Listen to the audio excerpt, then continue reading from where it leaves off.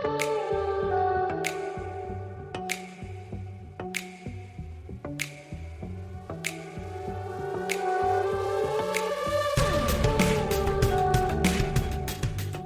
hello. Welcome to Biblically Speaking. My name is Cassie Bellino, and I'm your host.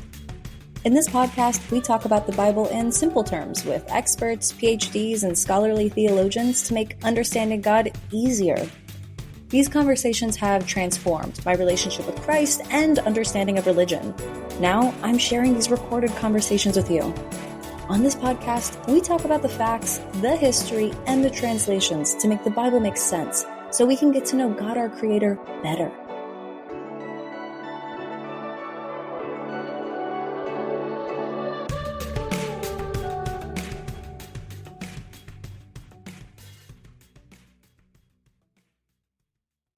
Hello. Welcome to Biblically Speaking. I'm your host, Cassie Bellino. I'm so glad that you're listening in. Today, the topic that we're discussing is going to be 13 reasons why the New Testament is reliable. And this is going to be based on Dr. Ben Shaw's book, Trustworthy. And I really wanted to discuss this because it feels like having another piece of artillery in our belt of apologetics to really defend our faith, that 1 Peter 3:15 to really be able to give a defense. So I'm so excited to talk further on this. I can't wait to use this in future conversations for my apologetics. Dr. Ben Shaw, welcome to the show. I'm so glad that you're here.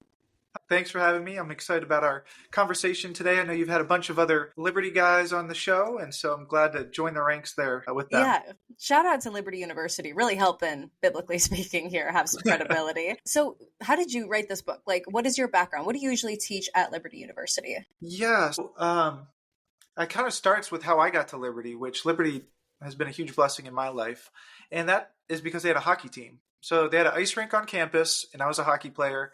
And I found out they had a rink on campus. So I was like, well, I want to go there. And that was the whole reason I went to Liberty. And then when I was there, I found out you could ask questions about God. I was saved, but not discipled when I went to Liberty. And so I got to ask a bunch of questions I had about God while I was at Liberty. And then it turned out I had a lot of them. And so I originally wanted to go into law enforcement. But I had a lot of questions. And I'm like, I can't help people who've got really big problems, but God can. So I need to learn more about that before I go back into that world. Whoa. And then God just opened the door for me to get a master's degree and a PhD at Liberty. And I was able to train with the former hockey coach, who's also the world's leading expert on Jesus' resurrection, Gary Habermas, whose book right here, On the Resurrection, The Evidences, it just won an award. For people listening, you're pointing to two very big books behind you. Yes. 1,000 pages on the evidence for Jesus' resurrection. And so I was working with him as he's been working on those. It's going to be 4 volumes total. But I partnered with him, and not just because he was the former hockey coach, but the resurrection's a great topic, and I loved it. And so I was able to get a PhD while studying with him and working for him. So that was really neat. And one day we were at an event, and someone had asked him to go speak somewhere, and they asked me to come too. And I was like, oh, great, that sounds awesome. And then I got home, I'm like, man, what am I going to talk about? Like, if he's going, everything I know he taught me, what can I do? You don't want to, hear, you're going somewhere and Jordan's there. You want to hear him talk, So I started thinking, what's something I could do that would be fruitful, but also beneficial? And I thought back to my days when I came to Liberty and the things I wish I had known prior to coming to Liberty, or that I started to learn as I came. And some of them are really basic, like Paul wrote half the New Testament, things like that. Like, oh, that's helpful to know. He's the author of Corinthians. And so I started to put together these different arguments for the reliability of the New Testament. And I saw how they all worked on different levels. I was like, oh, this is really good. I bet I can do this in 1 hour. And so I had a cup of coffee, and then I did all those 12 arguments in one hour. And then I added, the book now has got 13 arguments, which is because if I'm say I'm wrong on the first 12, well, the 13th is Habermas's minimal facts argument, and we still have the gospel and the resurrection, so we're still good. So that's kind of the thinking there in the whole process and how the book came to be. But it did start, I should note, it started with a businessman who invested in this event and chose to ask me to come as well. Yeah. He had no idea it was going to turn into a book. But so this is also how God uses different people and different events to do things. And hockey. Yeah, and hockey. That's right. Yeah.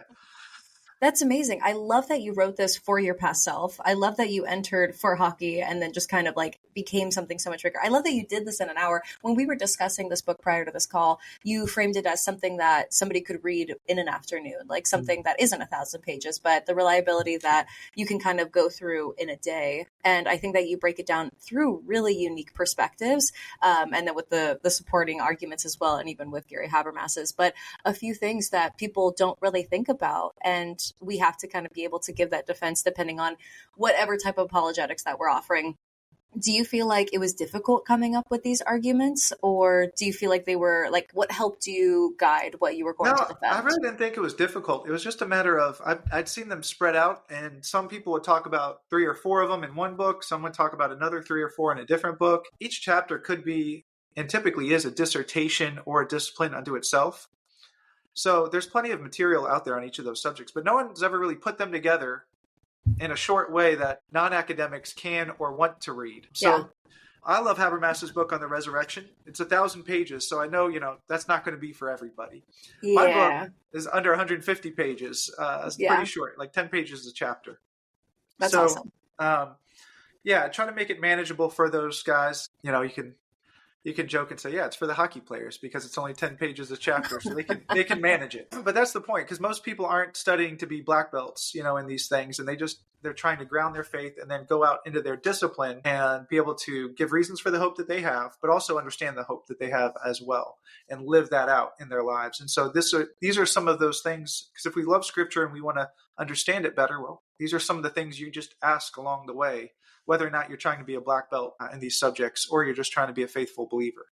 So anyway, that's one of the aspects of the book I wanted to push, like in the sense of it being, as my editor called it, a TikTok of books, nice short engagement there. So, That's perfect. yeah. Do you feel like you were researching and you found arguments online that you kind of just, consolidated, simplified, put into one place, but were these also questions that you felt you were facing when you joined and weren't discipled, still had questions that really like God looped and harnessed you into this like full PhD program? Yeah, no, some of them were, not all of them. Like I didn't really have too many questions on textual criticism, for example. But then Yeah. when I saw the evidence, I was like, oh, wow, that's very strong evidence. Okay, that's good to know. I'm not going to be a textual critic. That's not on my radar by any means, but I'm very glad for those guys doing that type of work. But I do love like the creeds. I like criteria, historical criteria. Those are each chapters in the book. I love the minimal facts too. Of course, that's a resurrection argument as well. So those are some of them. I mean, I had an idea of doing a larger book, and it's based off another very good nuanced book. It's nuanced in a couple ways. There's a book called 24 or So Arguments for God's Existence. That's the And title? that's the title of the book. Published by Okay. Oxford too. So it's not like it's, Ben's Backyard Publishing. It's Oxford University. Okay. And 24 or So Arguments for God's Existence. This is 13 arguments for the reliability of the New Testament. Habermas's book has about 12 arguments for the resurrection. There's a lot of evidence, a lot of points, a lot of things to consider in favor of Christianity. But with that in mind, the New Testament case, I think it could get pretty close to 24 or so arguments if you start breaking them down in slightly different ways and make some more academic type arguments, which are probably less fun for the average person, but some of the academics might go, oh yeah, that sounds good. But that's not a project I'd like to do by myself. I'd want a partner to assist with that, Definitely. that type of thing. So I don't think it was too hard to find 12, but there could be other ones. So people ask me, why didn't I include something on miracles in there, a chapter on miracles, for example? But I've got other reasons why I don't think that's necessarily related. Part of that's in my dissertation. So anyway. Yeah, I've discussed the resurrection evidence for that with Dr. Michael Lacona. And do you touch on that a little bit more with the resurrection, or do you just focus on the whole of the New Testament? Well, on the minimal facts chapter, I talk about that. So Okay. Lacona, he was actually on my dissertation committee along with Dr. Habermas. So, and I've known Dr. Lacona for a long time. He was very encouraging as I was putting this book together, because I ran some of the stuff by him too. And I think I actually cite his some of his books in there in the last chapters. But yeah, I talk about the minimal fact approach itself, whether or not it's a miracle. That's like, if you were to read, this is why miracles aren't included. If you were to read a book on whether or not Tacitus, one of the best Roman historians, or Josephus, why they are reliable, you're not going to find a chapter in there on miracles. And so if we don't do it for them, why are we doing it for Jesus? Is it some special pleading or something for? It's just odd. And I don't think I think the age of people questioning miracles happening is starting to fade out a little bit too. I think a lot more people think that they're possible and that they do happen. So we ought not spend so much time on there instead of, hey, okay, let's look at these reports. Are they trustworthy? And I think that's a better, more fruitful discussion. Yeah. Okay, well, let's get into some of your arguments for that within your text. Some of them, and you were mentioning the textual evidence and kind of like what is accreditation from text? Within the New Testament, you say that it's the best textually attested work in the ancient world. Why is this so significant? Yeah, that sounds like something I quoted somebody saying that. That actually sounds like something that Bart Ehrman could say. And for those of you guys who aren't familiar with him, he's one of the top 2 leading New Testament textual critics in the world, and he's an atheist agnostic. Whoa. So he's not a Christian. And he says the New Testament, if I recall correctly, it is cited in the book, something to that effect. I thought you were quoting him when you said that, to be honest with you. But he says the New Testament has the most evidence of any book from antiquity.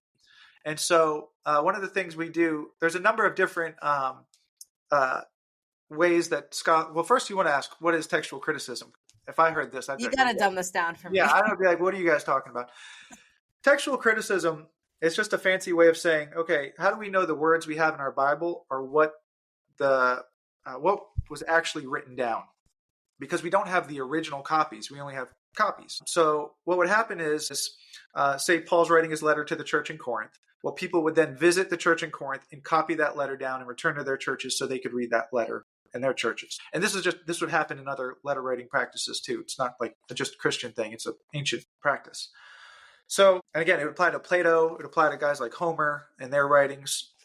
So it's not just specific to Christians. But if we don't have the originals, which we don't, well, how do we know if what we have today is what they really said? And so, again, not just a question for the New Testament, question for Plato, question for Tacitus, for everybody. And so as you start looking at it, you go, okay, well, what are some things we want? Well, we want multiple copies. We want a lot of copies because then we can see, like, if one is different, say you have 100 copies and one of them is different from the 99 and it's a misspelling, you can be like, okay, that's just a quick typo error. See that these 99 show that it should have said the instead of they. It's a quick typo, and then you can move on. So that's one thing you want. The more copies you have, typically the better. And then, so with Plato, for example, there's about 250 copies of Plato that we use to make up when you read an English translation of his work today. When it comes to the Greek New Testament, there's about 5,000 plus copies. So you would think Plato, who we all consider to be one of the greatest philosophers of antiquity, he would have more than 250 copies or manuscripts that we use. And then the New Testament in the Greek, just the Greek, not counting other languages or quotes and other writings, but there's over 5,000 copies. And so what's really neat is you can look at a lot of these online because the other leading New Testament scholar, whose name, textual critic scholar, he is a Christian. His name's Dan Wallace. And Dan Wallace and Ehrman, if I recall correctly, they both studied under Bruce Metzger, who was the leading New Testament scholar of a generation before us. So basically, Bruce Metzger, then you get Bart Ehrman and Dan Wallace. Dan Wallace goes around taking high-resolution photos of these manuscripts. So if something happens to them, we have them digitally preserved. Mm-hmm. So there's a bunch of places you can go online to look at those. So you want a multitude of copies, but you also want copies, you don't want copies that are really late. You prefer things that are close. Plato, late as in, like, what do you mean by late? So for example, John's considered to have written around 95 AD, his gospel. Our earliest fragment we have comes from about 125 to 175 AD in the 2nd century. So, not very long after. That's considered very, very close by ancient historical practices. And when we compare, just sticking with Plato, for example, by the way, Plato, one scholar calls the New Testament of the pagan world. That's how influential Plato was back then. So we're trying to compare apples to apples here. Yeah. So with Plato, his earliest manuscripts are closer in time to us than they are to him because they're so late from the time when they were written. I see. Just like the gap between like the living and then like the recording. Yes. Okay, got it. Yes. I forget the date off the top of my head, but I think it's like 1,200 years. It's in the book. It's in there. It's cited in there. And that's why there's too many hockey hits to the head, I suppose. But yes, it's an extensive period of time. So we see if we're going to question the New Testament, all these other writings from antiquity also get questioned. But we don't see people questioning, do we have the original text with these ancient writings? So we shouldn't say that with the New Testament either. So this gives us good reason to see that what we have written down is actually what was written in the originals. Now, all that proves, though, is what we have written down is what was actually said. So if anyone says the New Testament is unreliable or it makes false claims or something like that, they are tacitly assuming that what we have written down is accurately preserved, because we have to know what they said in order to say it's either right or wrong. Does that make sense? Yeah, a that lot to makes sense. unpack there. So, Yeah. so we have to know what they said in order to test it for being accurate or inaccurate. And so that's the first layer and level of reliability. We have to know what they said. And Right. so because it's the best attested evidence in antiquity, we have the greatest confidence for the New Testament. And if you're looking for a source that has a lot of, because there are some differences between the texts, and the overwhelming majority of those differences are spelling mistakes. And so that's one thing, and that's to be expected. I didn't think I was going to talk this much on textual criticism. So there's a lot of threads here. So feel free to pull me back if there's something I'm saying and you want to chase it down.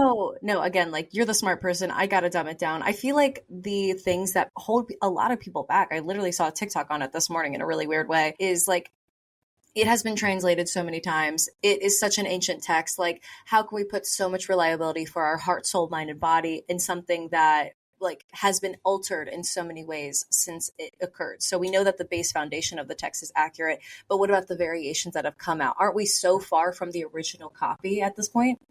Yeah, so this is where Bart Ehrman's great, because he's an agnostic atheist, and he thinks scholars have preserved the text with successfully preserved the text. I want to see if I can get his quote here reasonably accurate. He says they've done so with reasonable success, although not 100% certainty, but nothing in history is 100% certain, so that's okay. So that, again, if we question the New Testament, then we have to question every other writing from antiquity, and we don't do that.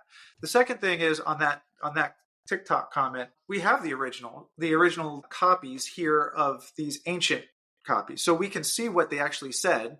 So You mean like the Dead Sea Scrolls? in the Greek. The Greek's more for Old Testament texts and some other aspects there, but with the New Testament, like the Chester Beatty Papyri, for example, there's a number, and that's dated around 180. So that has huge portions of the New Testament within it, and that's only dated to 180. I guess that'd be about 150 years or so from the writings themselves. So to back that up, we don't have translations of translations of translations.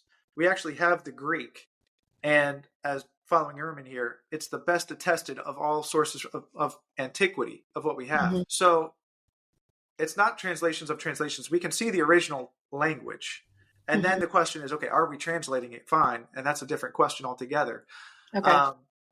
But we have to know what they said. And we do know what they said, and we know the language in which they said it, which was Greek. So we have those writings preserved. And again, with the differences in the text, that was the third point. Yes, the majority are spelling mistakes. The second type they're called meaningful but not viable. And what that means is, like, if I have a source, say there's an example from Luke that says, "Blessed for you if you are persecuted." And that's all, and then stops, full stop. And the other manuscripts say, "Blessed are you if you are persecuted for my name's sake." So, anybody could say they're persecuted. They're going to be blessed if something bad is happening to them. But if I'm being arrested for a crime I committed, well, I'm not being blessed there. Like, that's the punishment. So it's, again, we're being blessed for Jesus' sake. Now, that manuscript in Luke, that dates to around the 10th century. So it's a couple hundred years after the fact. We have other sources earlier that have the text preserved. So we could see here the scribe probably just assumed for Jesus' sake and kept on writing. I got it. And so meaningful difference to the text, but it's not viable. And so we know that we can be very confident that the scribe just assumed it. Yeah. And then the third one are differences that may make a difference. And so two biggest examples are, I'll just say the biggest one is in Mark 16, 9 to 15. And you'll see, if you're interested, by the way, in a collection of notations where these copies are different, you just look in your Bible. Most Bibles have footnotes. So if you're looking for a collection of these differences in the manuscripts where there maybe is some question, you just look to a Bible. Most Bibles have footnotes and say early manuscripts do not contain this verse, or it will say something along the lines of some don't, or whatever the case may be. But Mark 16, 9 and following is one of those verses. And there's a lot of debate on the end of Mark as it is, but that's one of the bigger sections. But all those verses in Mark 16, 9 and following, we find elsewhere in the New Testament.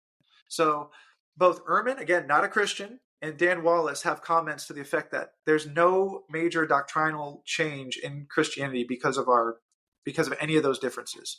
All the essentials of Christianity remain the same. So those are all good news for us. There's no, Dan Wallace puts it this way: there's no churches, there's no schools, no one's making any major changes because of a textual difference. There's nothing there that's significant. Hey listeners, we don't run ads on this podcast because we want to keep the focus on the content you love. But if you believe in what we're doing and want to support, there's a simple way. Just contribute whatever feels right for you through the listener support link in the show notes. Your support keeps the Bible being talked about, and we're so grateful for it. Thank you so much. Now, back to the show. That's definitely reassuring, Ben. I feel like for me, my mind goes to the nth degree of like, well, you know that those spelling changes add up, and you get to a point where now you're interpreting a verse entirely different, and we're so far from the original verse. But, you know, if these scholars and agnostics are saying that there's really no impact on the faith as a whole because of a few spelling differences, then we can kind of feel like green light, go, you can keep going. Yes. I'm tempted here. Hang on. Pull it out. Let's see the books. Let's just get it. We'll just read the quote. That way we have it. And I'll have to trust on my memory. No viable variant affects any cardinal truth of the New Testament. So that's Dan Wallace. He also goes on to say the text is certain in all essentials, and even in most particulars, we can be relatively sure of what the autograph says. So that's great. That's Dan Wallace. Now, Ehrman says textual scholars have enjoyed reasonable success at establishing to the best of their abilities the original text of the New Testament. Indeed, barring extraordinary discoveries or phenomenal alterations in method, it is virtually inconceivable that the character of our Greek New Testament will ever change significantly. Oh, wow. So that's pretty, that's a strong comment there. And I believe he also has another comment somewhere. He makes a comment. It's in one of his books too, that he makes a comment in agreement with Dan Wallace, but really it's with Metzger, that there's no cardinal truths of Christianity that are changed because of these differences. So again, you could be confident there. One of the things I should note with our ministry at Core Apologetics, the mission of our ministry is to help build disciples and minister to those who are doubting.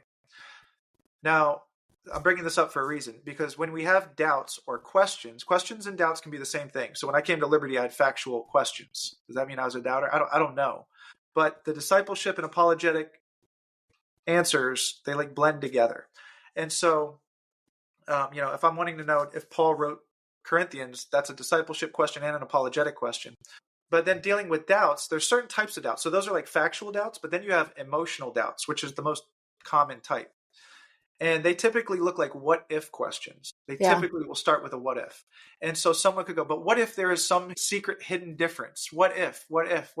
So now when you start asking those types of questions, you're moving away from the evidence and moving into this hypothetical world of what ifs. What if, you can pick, I'm going to restrain myself on my what ifs. But you can imagine anytime you say what if, the scenario automatic, like what if I made it to the NHL? Okay. Like things would be different. Okay.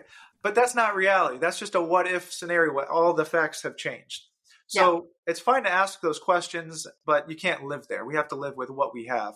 And so what we do have, like Ehrman said, barring any crazy discovery, our text probably is not going to change. So we don't have to live in those what ifs. We can go, okay, we're confident that's what it said. But now we got to start getting to, okay, was it trustworthy what they said? Were they accurate? Were those sorts of questions? Yeah, let's get into the genre of it. It says that you fit the Gospels within the category of Greco-Roman. What does that mean? What do you mean by that? And why is that even relevant to this? Right. Isn't it just like, these are the Gospels of Jesus. Why do we need to put a genre on it? Right. Well, so genre helps us interpret our whatever text or media we have before us, whether it's a writing, a movie, whatever. So if you go and watch Apollo 13, you understand, okay, this is supposed to be a historical rendition of an actual event of actual people. If you go and watch Star Trek, you're interpreting it wildly differently than you are Apollo 13. And so that's out of the gate an important difference. Even if, say, Mike Licona uses this analogy a lot. I like it. But in Apollo 13, they take some license there to concisely state what happened over a prolonged period of time, because you're only watching the movie in like 2 hours, whereas like this was a couple days in which the events happened. And they said failure is not an option. That's Gary Sinise's line in the movie. But they never actually say that in the movie or in the engineer's room. But that was the ethos of the place. So we can understand, okay, they're taking some license there. It's not exactly false, but we know they didn't actually say, okay. But when you're going to watch Star Trek and you hear "Beam Me Up," you're like, okay, I'm checking out for a minute and we're going to enjoy this world. So it's a totally different appreciation. So one is trying to be faithful to the past. The other is not. And we know that in both of those. And it's the same thing with writings of antiquity. There were novels, there were all sorts of romances and tragedies that could be written that would be understood. But biographies were different. Biographies were supposed to be aimed at conveying truthful historical events. That doesn't mean that the author is not going to have bias or anything like that.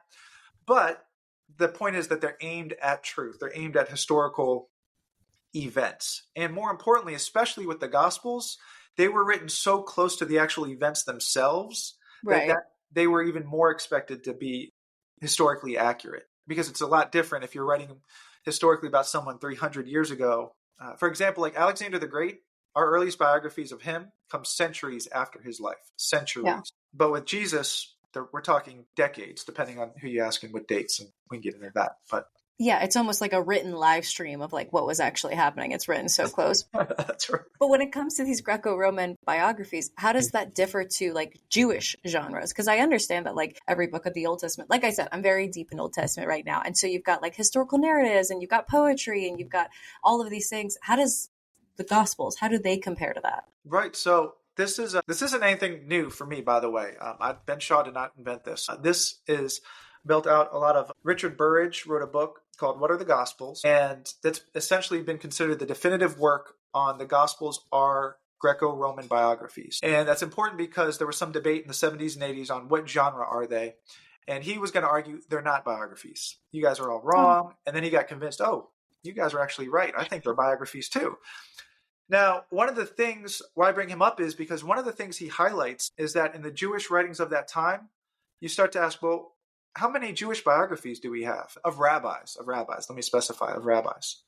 Because you write a biography to show why you would emulate someone or why you should follow after them, why they should be your role model. Mm-hmm. So the Gospels do that for Jesus because we're supposed to follow after Jesus. But there's no rabbinic biographies, because if you do that, could be considered a form of idolatry. It was only supposed to show how, when you talk about the rabbis, their teachings or what they say, how it reflects the law. But when it comes to Jesus, when they write the Gospels, to follow Jesus because he is the embodiment and the living of the law. So this is Richard Burridge's point, and it's very profound. And that's how I felt when I first came across it too. Oh, that's a good point. I had never thought about this argument or this even consideration that by the very nature of the genre they chose, they were saying something about Jesus. Oh my gosh. These aren't even like questions that you'd have to defend in like an atheist Christian argument. Like this is so meta right now. Oh my gosh. Oh my gosh. But you're right. When you bring up that point, it's like, well, you haven't even thought about this, but this does further support it.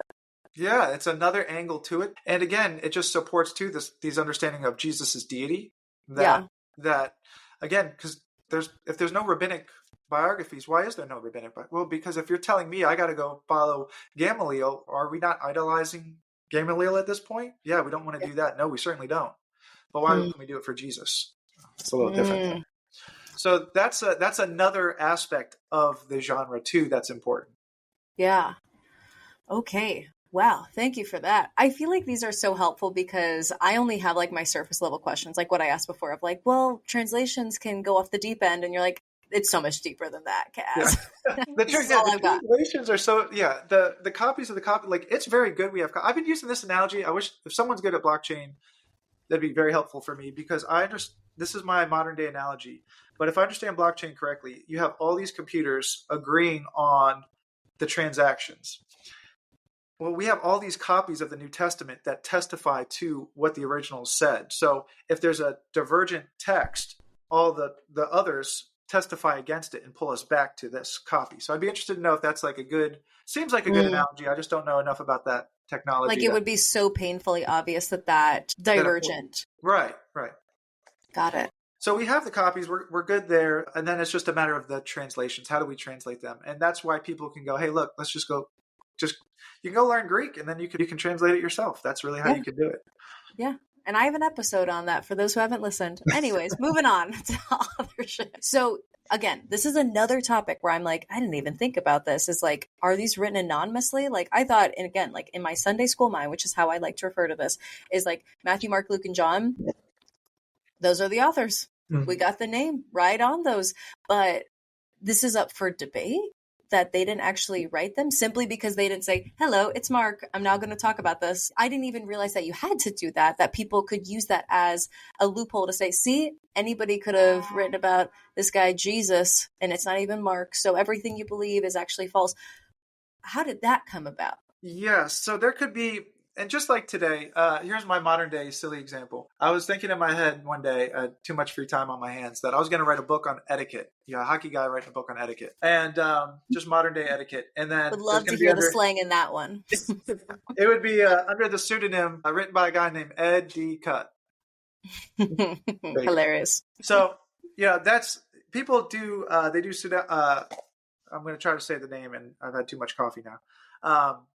You can write under a false name or a pen name or something like that. And people would do that in antiquity too. There's a bunch of writings we have where we know it's not by, say, Enoch or someone like that. So they can attribute a name to somebody that wasn't actually the author of that name. Yes, we just discussed this. This is so tempting. Yeah, you said in the Old Testament there. So yeah, there's a number of those. I got the Old Testament pseudepigrapha right out over there myself. And there's a bunch of those types of writings. But yeah, so in Paul's writings, because they're letters, by the way, speaking of genre, there's very few, I don't know of any actually off the top of my head, holy books or scriptures that contain in-house letters among their members. But we have Paul's letters to the different churches. So that genre there is rather unique. But also in Paul's letters, you do a typical thing like when we were doing emails to set this up. Hey, Ben, da-da-da-da, and then you sign your name. And then I respond back, hey, da-da-da, and I sign my name. So back then, they just did it at the front. Paul writes this letter to you, and we see Paul's greeting in a number of letters. Well, the Gospels as biographies, they're a little bit different. Now, very similar to my book, like my name's on the front, but I don't think my name is in the body anywhere in the book. I mean, my name may be in there, but I don't think anywhere in the book I say, I, Ben Shaw, write this book. So you can know, there's ways to know who the author is without it actually saying, I, Ben Shaw, author this book. And there's actually a number, there's Greek sources that do that. So it's not, again, like it's just to the Gospels. So in the Gospels, we don't have anywhere where it says like, I, Matthew, write this Gospel, like you said. But what we do have is within the first 100 years or so, Simon Gathercole, is a brilliant scholar. He has an article that highlights about 16 references to the authors of the Gospels within the first 100 years. I'm sorry, say that again? Hey guys, Cass here. Are you feeling like your faith life is on buffering mode, waiting for that next level, but stuck in spiritual dial-up? We get it. Doing this faith thing solo can feel like trying to assemble an IKEA furniture without the manual. Enter the Biblically Heard school community. Think of it as your spiritual Wi-Fi. Strong, reliable, and full of people who actually get you. Ready to upgrade? Hit the link in the show notes and join us. No assembly required. Grow your faith, meet your people, and laugh a little while you're doing it. Because you can't raise your hand in church. Biblically Heard. He has an article in which he lists all the different sources that attribute the authorship to the gospel. So Matthew writing Matthew, Mark writing Mark, so on. And so that's our first, well, let me even back up before that. So we have they don't say Matthew, Mark in the gospel. So how do we know it's Matthew, Mark, Luke, and John? That's the good question. The same way my book doesn't say Ben Shaw wrote this book. On the front cover, it says Ben Shaw, and you know that that's the author. No one told you that. It doesn't say author on the front cover either, but you just know that's how you interpret the book. The same thing in antiquity. They would have ways to identify writings, even if the author wasn't named. And one of the ways they would do that is have a tag on the outside of the scroll. They could have a heading saying the gospel according to so-and-so. There's a number of other ancient writers. I believe Plutarch has some anonymous biographies. So they're formally anonymous. We want to say formally anonymous because he doesn't say I, Plutarch, or I, Lucian, is another ancient writer who has an anonymous work. So there's other ancient writers who have formally anonymous. But obviously, the culture knew who the authors were. People knew. And the same thing, Luke is writing a specific gospel to Theophilus, to somebody. I don't think Theophilus got it one day. I was like, oh, I wonder who sent me this weird letter. All of a sudden, took all the time, money, and effort to write this thing. So we have ways in which we can identify them. Again, one way would be a label outside of the scroll. One would be you could put a heading on there by Matthew. And that's actually what we have in a lot of our early sources. We have references to them. We also have references from someone like Papias on the early end to Irenaeus of Lyon on the other end. And they both refer to Mark and Matthew. Irenaeus lists all four. So we have early attestation to Matthew, Mark, Luke, and John as being the authors. It's widespread. So that's 2. 3, there's no competitors. No one comes up and says, hey, Ben wrote Mark. There's no competitors. So that's 3. 4, if we're to run with the fact that, so I used the phrase formally anonymous before. Formally anonymous. But they're not technically anonymous. That's what some skeptics will try to say. Well, if we run with the fact, let's go with that for a minute. And let's just say, okay, they were technically anonymous. And the Gospels are spreading out along the Mediterranean. What are the odds that all these different people in all these different places are going to say, hey, Mark wrote this gospel and Mark wrote that gospel? So you got someone in Rome, you got someone in Alexandria, you got someone in Antioch, and they're all coming up with Mark. They're all coming up with Matthew. I said we weren't going to talk about miracles, but we're getting pretty close to one if this is like where we're having to go here. So I think those are pretty, I think that's a good four-way approach. You ride the horse of technical anonymity and see it leads to nowhere. And then we also have all this positive evidence in favor of the traditional authorship. Yeah, it definitely leans the latter way. It's almost like everybody gets a text apart, like different parts of the country. And like everybody gets a text and it's like we all say it's from the same sender, even though it doesn't say, hello, this is from Cass. Right. Yes. Yeah. That's a good modern day analogy there you could use. Again, yeah. You can even understand how different, even just our own country, how there's different parts. Like, why in the world, if it was an anonymous text, even that, why would we all come up and go Cassie? Or why would we come up and go someone? Everyone's going to pick different people, especially, right. I think even in terms of football season, because it's college football season now, people are going to, especially in the South, college football is really big. But then in other parts of the country, it's not as big. So you have there's such different, and that's such a small thing, but how much more so now when we're talking about the gospel in different areas and different cultures in the Mediterranean, all coming to the same authorship. Yeah, 100%. Like people in Alexandria and also people in Greece are saying the same exact thing when they live completely different cultures. Yeah, I think for me, that kind of seals the deal, but I'm already bought in. So, it must be hard kind of putting yourself into the non-believers mentality, like really sympathizing with their beliefs so you can really build a substantial argument against it. Do you feel that way?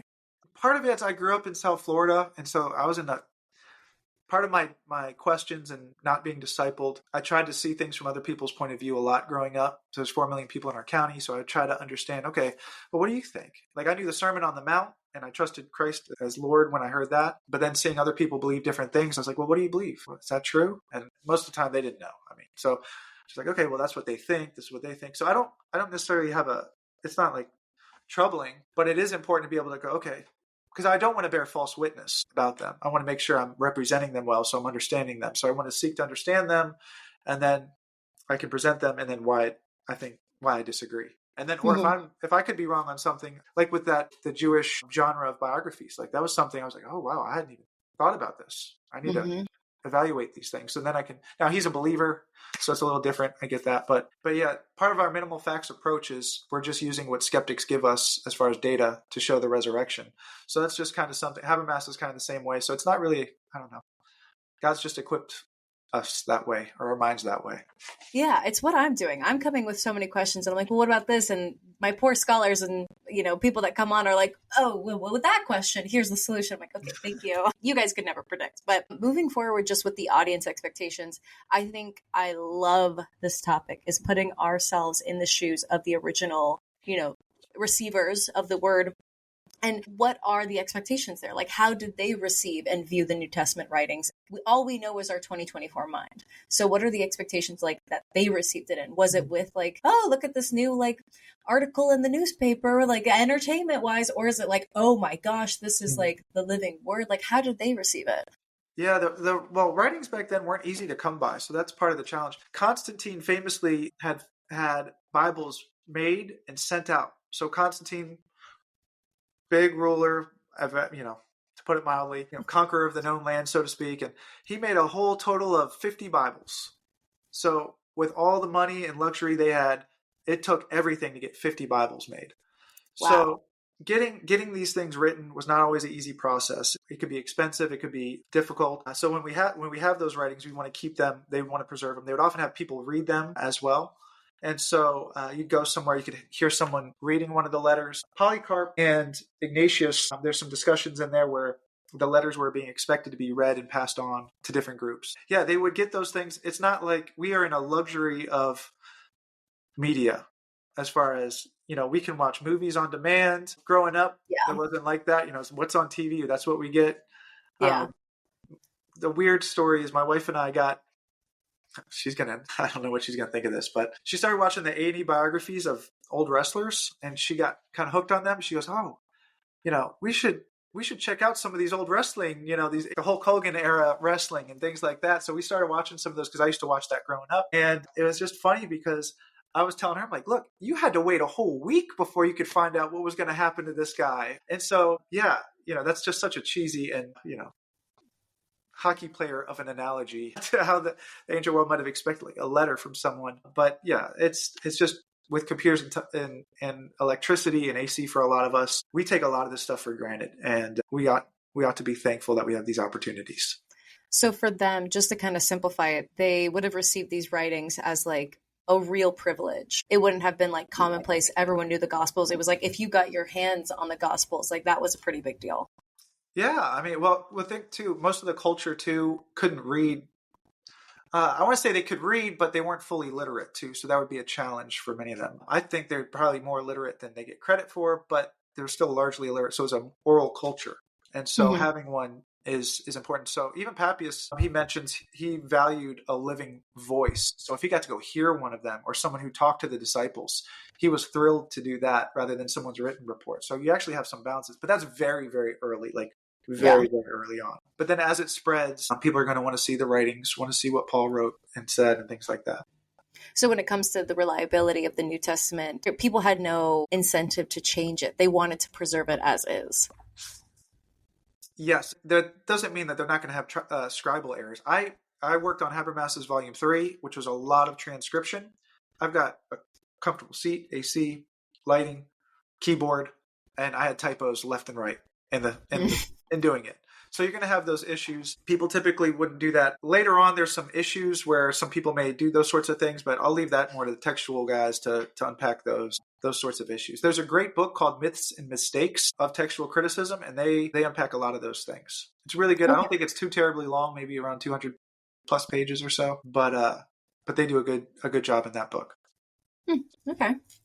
Well, moving forward with evidence beyond the text, there are these things that you mentioned called creedal traditions. Do you mind giving us a quick little overview on what those are? Yeah, so I just kind of alluded to them because I mentioned a lot of the culture at that time would have been oral. And just like if you're trying to share information with people, you want to make sure they actually have it and know it well. These creedal traditions are what were used. And so when we hear creeds, we're thinking, like the Nicene Creed, or something like that, but that's not at all what we're talking about. So take that idea and just get it out of your head. That's not what we're talking about. Okay, yeah. Totally go. Okay. So when we're talking about New Testament creeds, we are talking about rhythmic or structured statements that could be easily passed on to a group of believers that they could then receive and understand and then pass on to others. Like a jingle? Like a jingle.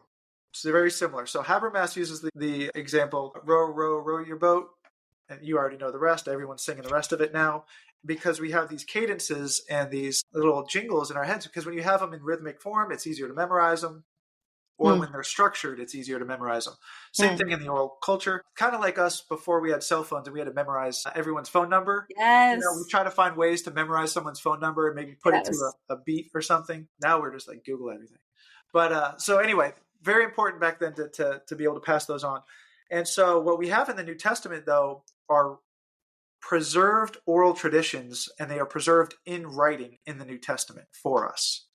But we don't always catch them because, most of us aren't reading Greek. Also they're written, so wouldn't we just take them as yes, is?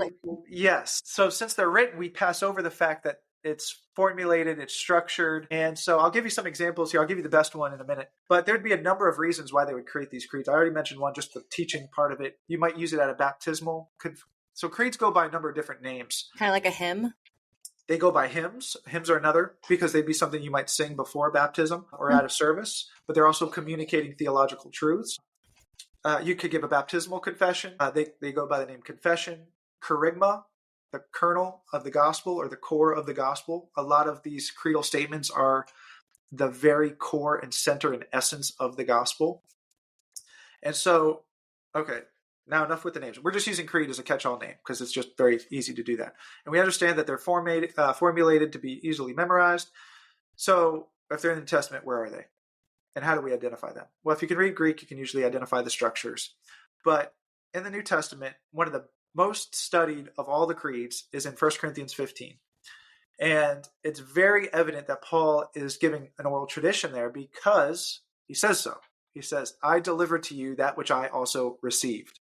So that right away is a cue that he's about to tell us oral tradition. Those words, delivered and received, or passed on and received, those are technical rabbinical words that the rabbis would use when they passed off oral tradition from one person to another. Oh. So keep in mind, Paul was a Pharisee, so he has this training and this baggage with him. And it's not just using its typical language back then. So he's giving us this language that he's about to give us something. And then we read 1 Corinthians 15, starting on verse 3. Well, let me even back up. 1 Corinthians verse 1, Paul says that he's reminding the church in Corinth of the gospel that he gave to them. So it's the gospel. It has the power to save if they believed in it. And then he goes, I delivered to you that which I also received as of first importance. So gospel, power to save, first importance. Kerygma, right? That's what we're talking about. He goes on to say that Jesus died for our sins according to the scripture, and that he was buried, and that he was raised on the third day according to the scriptures, and that he appeared to Peter, and then he goes on to list a number of people. 3 groups and 3 individuals, actually. And so we see there it's structured. And a lot of New Testaments now, they're starting to break out these creedal statements. So if you look into 1 Corinthians in some Bibles, I think the HCSB for one of them, they will bracket it out. And so it can identify it as a creed for you. So then we see here that Paul's giving us this. And what's he giving us? Jesus' death for the forgiveness of our sins, and that he was raised again. It's pretty important. And then he goes on a few verses later to say, if Jesus didn't rise from the dead, we're still in our sins, and our faith is in vain. Yeah. So he gives us here this creed. Now people go, okay, and this isn't like an evangelical argument. This is a widely accepted creedal statement. And so you go, okay, well, if it's a creedal statement, when did Paul get it? Because he says he received it. So when did Paul get it? Well, in Galatians 1, Paul says 3 years after his conversion, he went to Jerusalem and he wanted to meet with the apostles. And he met with Peter, and only James, Jesus' brother, was there. So he met with Peter and James. So 3 years after Paul's conversion, a lot of scholars, if you think Jesus died at 30 or 33 AD, we'll just take 30 for easy math. If he died at 30 AD, Paul's conversion is usually dated to a year or two after that. So just say 2 years. 3 years after his conversion, according to Paul in Galatians 1:18, he went to Jerusalem and met with Peter and James. So that's just 5 years after the cross. That is the location where a strong majority of scholars think Paul received not just this creed, but probably all the creeds he gives us in the New Testament. Whoa. And he could have received them earlier, maybe in Damascus, possibly, but even if he did, he would have confirmed them again in Galatians 1:18, because he's there for a fortnight with, as one person says, Paul was there for a fortnight, and we can presume they did more than talk about the weather. But the important part is, in Galatians 1, he's saying he's there because they're talking about the gospel. 1 Corinthians 15 is about the gospel. I mentioned that there were 3 individuals mentioned in that 1 Corinthians 15 who saw Jesus. Do you happen to remember off the top of your head who those 3 individuals were? You mean like his mother and Mary Magdalene? No, that's from the Gospels. No, I'm not going to be able to tell you. That's all right. I'm giving you a little pop quiz. I give up now. It's Peter, James, and Paul. And those are the same 3 we find in Galatians 1:18. So a lot of scholars think this is where Paul received those traditions that he then later passes off that we see in his writings. So some other creeds are, we mentioned 1 Corinthians 15. A couple verses earlier, Paul talks about communion and receiving those traditions. I believe chapter 11. Romans 1, 3-4, widely considered to be a creed. Romans 10:9, if you confess with your mouth that Jesus is Lord. And again, these early creeds are also called confessions because these would be things that they would repeat. So if you confess with your mouth that Jesus is Lord. And then Philippians 2, 5-11 is another one. They consider it a hymn to Jesus. Don't have this attitude in yourselves, which was also in Christ Jesus, who, although he existed in the form of God, did not regard equality with God a thing to be grasped. You can sing it. It's okay. Come on. You're trying. Look, we want people to watch this, so that's what we see. So that's another. And scholars debate the number of texts, a number of creeds we have in the New Testament, because some of them are just more easily identifiable than others. But those are all big statements, and in each of those, Jesus' resurrection and deity are at the forefront in those discussions. And so the creeds again. But now, how does that relate to reliability? Okay. Paul's writing is already pretty early at 50. His writing to the letter of the church in Corinth was about 55 AD. So again, Jesus died in 30 AD. So it's about 25 years after Jesus' death. But we said Paul got that information 5 years later, right? Because he converted, and then 3 years later, he went to Peter and James and got this information. By the way, in Galatians 2, Paul says he goes to Jerusalem again a few years later, and this time John is there too. And he calls these guys the pillars of the church. And everything, again, is they give him the right hand of fellowship. So Paul's preaching the same message that these guys are preaching. And in 1 Corinthians verse 11, he also says, whether it is I or they, so we preach, and so you believe.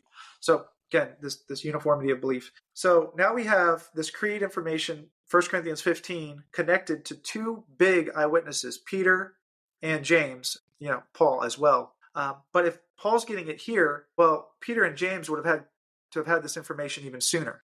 So scholars date this information we find in 1 Corinthians 15 to the very early 30s. Some say within months of the crucifixion, some say within a year, and then some say just broadly early 30s AD. And so now you have something early connected with eyewitnesses. That's good historical evidence. That's the type of stuff you want. No one goes, oh, I want something later and with less eyewitnesses. It just sounds ridiculous. So we don't want to ask for those things. And then when we look at those three, this is just a side note.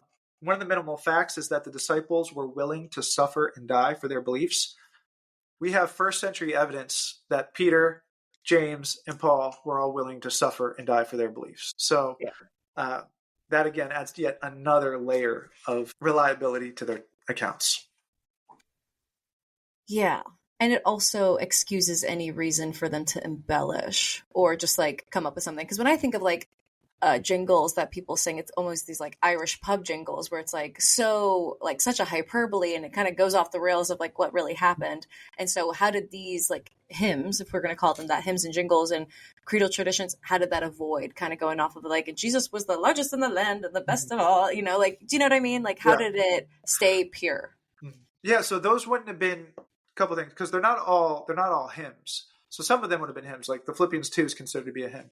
But some of them were confessional statements, the type of thing you would have said before being baptized. So they're affirming that you actually understand what it is you're believing, what it is you're doing, and we want to make sure you have it. And then Paul's also talking about a formal tradition of passing on and handing off so that you can then do the same. So it's not something that is going to go left unchecked. Controls on it, and there's some different discussions on that as well, but they're going to have controls on it. And again, when Paul comes back 14 years later, it's the same message. And there was one other element here, but my mind is quickly running. Stand by for a good jingle. Just an old hockey puck to the head. I know. Because you mentioned, how do we make sure? Oh, well, they were also sorry, got it. It's back. We're here. All right. So first off, they were willing to suffer and die. If they were embellishing, they quickly correct the embellishment in order to avoid dying. True. There's no evidence that any of the disciples recanted their views. That's one. Two, it depends on which element you're talking about. What would they have embellished? Because you can't just...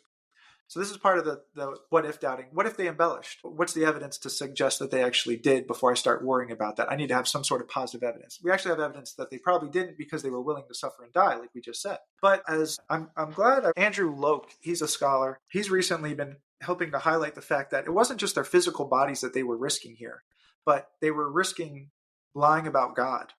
And so they wanted to make sure that they were bearing true testimony about God. And Paul even says that in 1 Corinthians 15, because he says if the dead aren't raised, we're making God out to be a liar, because we're saying God raises the dead and Jesus isn't raised. And so they're risking their eternal souls here in a way as well. So we don't want to just neglect that. So there's a bunch of I envy them. That must have been so much pressure. And they were being beaten. I mean, Paul's beaten like right out of the gate, but he was also part of that. So he could understand, because he was part of the persecuting church too. So what's going to cause him to go from, hey, these guys need to go in jail, like, oh, wait a minute, they're totally right, and I was wrong. So those are going to be all different. Those are all different threads. And as we see, they start coming together, and they can be woven together in a very trustworthy fashion. Whew. Yeah, definitely gives us strong evidence. Okay, let's get into some fun stuff like archaeological evidence. This is, to me, fun stuff because it's I feel like it's easy to grasp, where like if I can see the physical proof of it, then case closed, you know what I mean? So what do you think is what some of like the most archaeological finds that are the most convincing for the proof and reliability of the New Testament? Yeah. Well, I'll say two things. I'll give two. Well, three. The first is, I think there's this isn't a reliability one. This is just a funny one, I think, for our culture. But there's the temple warning, which is which has been discovered. There's two of them. And on it, it says, and it confirms what scripture says as far as like people not being allowed in a certain portion of the temple. But the warning says, if you come across this line, you will have yourself to blame for your ensuing death. So I just love the personal responsibility placed on the individual to read the sign. And if you don't, well, blame yourself because you're going to die. So that's not really a trustworthy one, I guess. I mean, it is, but it's not like super weighty or anything like that. I just like it. I like the responsibility. But there's some other good ones like the porticos. A lot of scholars thought, it was just, there was an age of skepticism where they thought it was just metaphorical, that John was just using metaphorical language. And then the discovery was found like, oh, he's being serious about that. Sir William Ramsay, he's really known for that because he went to disprove the New Testament. He bought into that skeptical line of thinking, went to all the sites, saw them and goes, oh, wow, they were actually right. I've got to correct myself here. So the archaeological discoveries have been really helpful there. Most recently, I think it was 2021 or so, or early 2020s, there was a discovery made, and this has been going around recently, YouTube and different channels as well, but there's a discovery of a mosaic that says Jesus is God on it. So that's very powerful, which I was talking to someone about the other day, and I didn't realize, though, it does help to show, too, that a lot of money, time was put into that. And so it wasn't just this thing that accidentally fell together to spell out Jesus as God. And so those beliefs must have been there, and they're in force to have that. So I thought that was a kind of a neat little extra component to that. And that's dated to about 220 AD, so about 100 or so years before Constantine. We see Jesus being worshipped as God there. We also have, there's a whole bunch of other evidences that keep backing that up. So that's one. And then the Shroud of Turin is always an interesting and fun one. I don't think I talk about that in the book. So what? The Shroud of Turin, which many believe to be the burial cloth of Jesus. And so that's a very interesting topic. I try to stick with subjects or discoveries that you don't need to see in the book because it's all text, but that's one that's a good visual. There's a bunch of great photos online of it. There's really no natural explanations for it at present. And do you feel like that's what most of the debates are about, is how it happened? Yeah. Rather than like the reliability of it, it's more so, it's not like, oh, was this the cloth? It's more like, how the heck did his face get imprinted? Yeah, well, they're interrelated discussions. Okay. There's a scholar, Tristan Casabianca. He came to Liberty and spoke here, but he's done a number of different articles on the shroud. And he's interesting because he got convinced after he wasn't a believer. And then as he started studying the shroud, he became a believer along the way, which is pretty interesting. But he's also part of the reason why the old 1988 carbon dating has been rejected or dismissed, because there were some flaws in the dating, and it gets pretty technical, but the medieval dating there now is being questioned. And then they're doing some new dating methods that have, I think it's still getting, It's still getting vetted, but according to this new dating method that looks at the linen, it dates it to the 30s AD. So it puts it right there in Jesus' time. It's not the only burial cloth we have. We've got burial cloths from all over and at all different periods of time. But this one has an image on it, which is very unique because the image, each thread, for example, has like 200 fibrils in it. The image is only on about 3 to 5 of those 200. So it What? doesn't bleed all the way through like an ink drop would or a paint stroke would. It's Oh, only on the surface. And it's a 3D image. And can't. there's a Oh, whole bunch of super fascinating aspects on it. I'm not as well read, but can't, like, if I were to just respond in this second, not knowing anything, couldn't it just be like stained blood? No, it can't be stained because it's only there's blood on it. So there's blood all over the cloth. Right. And you can see that and it bleeds right through. It's right through the Oh, cloth. So the cloth is a linen, but each linen is made up of yeah. threads, and then each thread has 200 fibrils. The image is only on the surface layer of those fibrils. Oh my gosh. Yes, it's really an interesting thing. Dr. Habermas has written a couple books on it, and he's done a couple debates on it too. And he's funny because he'll say, people ask him if he thinks it's authentic or not, and he'll go, depends on what kind of day you ask me. If I'm feeling kind of good, I'll say it's like 80 to 90%. If I'm feeling kind of crabby, it's 70 to 80%. So he's pretty strong on it. Obviously, if it's not the burial cloth, that doesn't change anything about Christianity. But if it is, we're looking at a picture of the resurrection. Yeah. So Yeah, and Jesus' face. Wow. Okay. Well, I don't want to take up too much time, but like this hour flew by. Oh my gosh. This was such a good discussion. I've learned so much, but I do have leftover questions if you No, want you're to good. stay for like 10 more minutes. Okay, Yeah. cool. Well, we talked about archaeology. There is this concept of undesigned coincidences, but there's also the spiritual life and transformation of like the impact that this had on the communities that were interacting with trustworthiness, that they actually were transformed by this living word. Which one would you prefer to talk about? Let's do. You said undesigned coincidences or spiritual transformation? Yeah. Spiritual transformation. All right, let's talk about that. All So, right. the impact of the New Testament on individuals' communities, it is consistent with trustworthiness because they transformed by it. Do you mind Right. going in a little So bit further on that? we want to make nuances too because there's a lot of books that change people, right? And so so that doesn't alone necessarily make it true or something like that. A lot of books have changed people for the bad, right? So we're not, and that's not the argument we're trying to make. What we are saying though is if what the New Testament says is in fact true, and Jesus is who he said he was, and the Holy Spirit is working through the church and through believers, then we should see effects in the world because of it. If there were no effects and no people were changed, then that would be an argument against the New Testament because but we don't see that. We see all sorts of spiritual transformation throughout generations, but even in our own day. This is where I tried to kind of have more of the focus. But you have guys like Peter Hitchens, who's Christopher Hitchens' brother. If you guys aren't familiar with him, Christopher Hitchens was one of the four horsemen, new atheists. He had passed away, but he was very dogmatic, very outspoken atheist. But his brother Peter is a Christian, but he too was very skeptical. And then one day he said he became a Christian and the fear of God just overwhelmed him. And so this spiritual transformation is evident in his life. So he has this I call it direct evidence of the Holy Spirit working in someone's life. Now, non-believers might go, oh, well, yeah, okay. I can't test. How do I verify that? But you can verify it in his fruits of his life after the fact.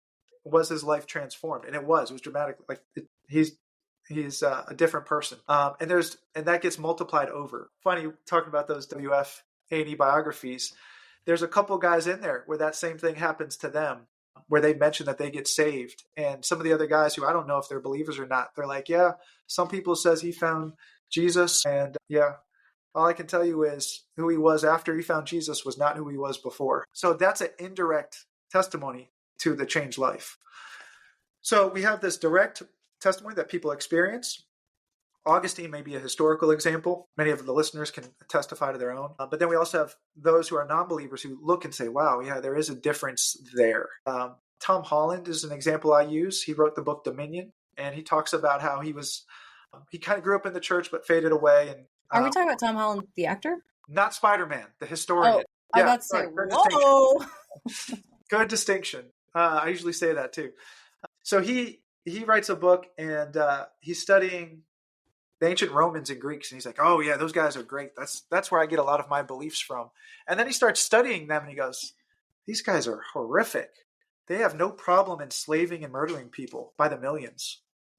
When I look at Jesus and I look at Paul's teachings, that's that's a lot more at home for me. So he has this indirect recognition for him where he's like seeing these lives changed, and how not just our community, like he sees now the fruits of their writings in our society today, but in his book Dominion, he unpacks how it occurs throughout Western history. So those are additional examples. Well, just to play devil's advocate, like, can't you say that's just really good writing? Like, I read the Twilight books and I was forever changed after that. Right. And that's why I nuanced it at the beginning. It's not conferring reliability on the New Testament, but it's consistent with it. So it doesn't make it reliable, but it's consistent with it being reliable.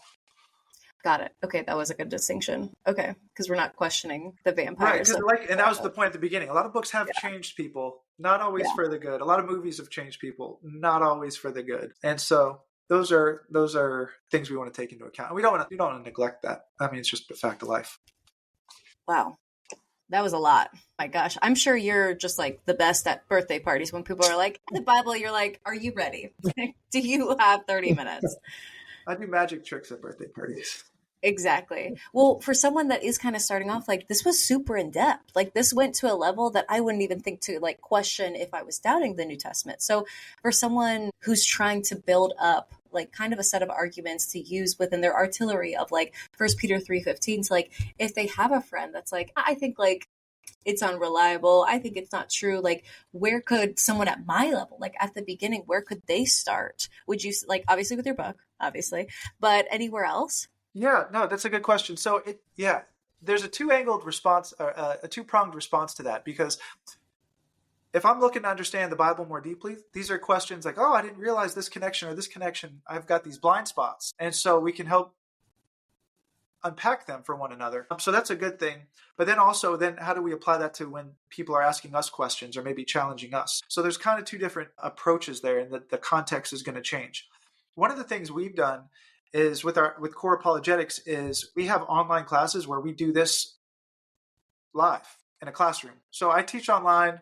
I know what discussion boards are. I'm sure many of your listeners are like, oh, I love discussion boards because they're super easy. They're cheaper, all that, it's but the discussion boards themselves are very awkward and uncomfortable for everybody. It's like, oh, hey, great job. So we have classes where we do it live through our ministry. The classes are very affordable. And what we do is, for example, with this book, we go through this book in 6 weeks. So we do 2 arguments a week for 6 weeks, and we do it live. So instead of us doing 6 or so that we did today in an hour, we do about a half hour on each one, and over the course of 6 weeks. So you're getting practice, kind of repetitive practice, going through these discussions. You're understanding the Bible better, and then how to apply it, because it's going to look different to different communities. How do we engage those around us, as well as our personal makeup, our psychological makeup, all those sorts of things, because the Ben Shaw 20 years ago dialogued a little different than the Ben Shaw does now. And it just depends on who I'm talking to as well. Those are different elements, but those are some of the things we do with core apologetics, because we want to help equip everyday believers so they don't have to go to master's degree. They don't have to go get a PhD like I had to do. But hey, here are some of we don't want you to feel like you're drowning, but we want you to feel like you're at a buffet where you have a ton of options here that you can go and take. And then whoever you meet and talk to, now you've gone through these 12 arguments and you have this as a resource. Yeah. And you've already had a chance to unpack it. We have another class where we talk about Jesus's resurrection. We do the minimal facts approach going through that. And we don't do 2,000 pages, or that's about 2,000 pages right there between his 2 volumes. But we do that again in 6 weeks. It's live and we're talking about it, but we're trying to equip believers so that they can be more grounded in their faith, but then also that they can help share their faith. You have to know the hope that you have within before you can share that hope with others. So otherwise, if you don't understand it, you're going to be kind of confusing to others. So as we grow in that understanding, we can share it. I'm not saying that sounded like might have sounded like I was saying, oh, you've got to do reading and all that before you can go and share. No, you can go and share your faith right away. I'm not saying don't do that. But I am just saying we want to understand. We don't want to have zeal without knowledge. That's what I'm getting at. Yes. So that's what we're looking to do. And again, you shouldn't have to go get a graduate degree or a master's degree to go to do that. And so that's what we're seeking to do. We're trying to get that stuff out to help equip churches, organizations, and individuals go through these things. These are core subjects. Reliability of the New Testament is very important. There's so many stats out there about if you read your Bible, even just 4 times a week, the dramatic change that can have in your life. And that was huge for me. I didn't know how to read my Bible when I came to Liberty. Didn't know how to do it. And one guy was like, oh, just read 3 chapters of the New Testament a day. You'll read it 4 times in a year. And if you read Proverbs once a day, 1 chapter a day, you'll read that 12 times in a year. I was like, oh, I probably look a lot different in a year from now. Yeah. Wow. So those are all sorts of things that we can use and we need to be doing. That's all part of discipleship too, is having our minds transformed so that we can know what's good, acceptable, and perfect and pleasing to the Lord. But in order to do that, we have to read Scripture. Yeah, so those are things that we work on doing, encouraging, again, knowing that the resurrection is something that happened. It's not just some distant event, but it has effect and significance now. It gives us meaning and purpose in what we're doing today. Yes. Which is very encouraging for myself. I'm sure for other people who struggle with, what's the meaning? What's the point of this? I used to struggle with that. I was very much Ecclesiastes. And then we have other classes on dealing with doubt, because a lot of people struggle with emotional doubt. How do you beat this thing? Because it's different. Because a lot of times facts, they're doing what ifs, so they're outside of the facts range. So how do you address those what if questions? In Philippians 4:6-9 gives us some really good advice there. Peter says, cast all your anxieties upon God because he cares for you. So we talk about those sorts of things. And then we have a discipleship class too. So we just have these core 4 classes and we go through them. Yeah. If anyone's interested in that, coreapologetics.com is the place. I was just about to say, they're chomping at the bit. Tell them where to find it. Okay. So it's just, okay. Is it just that website? Are you guys anywhere else, like podcasts and like social media? Where else? We want to start a podcast. We haven't done that yet. I'm on LinkedIn. That's just because my old job, I had that. So I just kept going there. But we have a Facebook page. We've got an inactive or a very, not very much used Twitter and Instagram. But we're hoping that'll change. Our focus is really just trying to help equip everyone right now. And so maybe you could take one of our classes and then do a review for everyone and let them know what you think. I already have. You were kind enough to share with me one of your classes, which was talking literally about what we discussed today. So it was so nice to kind of get that reaffirmed. And you do it so simply. People are engaged. You have visuals to really match it up. It's very simple. And it's obviously led by people who know what they're talking about. So I wouldn't say that it was too high level. And that's something that I've personally struggled with and what led me to this podcast. But I feel like had I found Core Apologetics 2 years ago, it would have been way more helpful because again, you're being led by people that have PhDs in this topic, and then they're breaking down very easily. So I can already give you a review. It's great.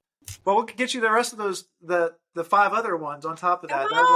That way you'll be able to, because that's what we want people to understand. Like, it's very laid back, because a lot of times people hear the word apologetics, they're like, oh, it's academic-y or it's a weird word.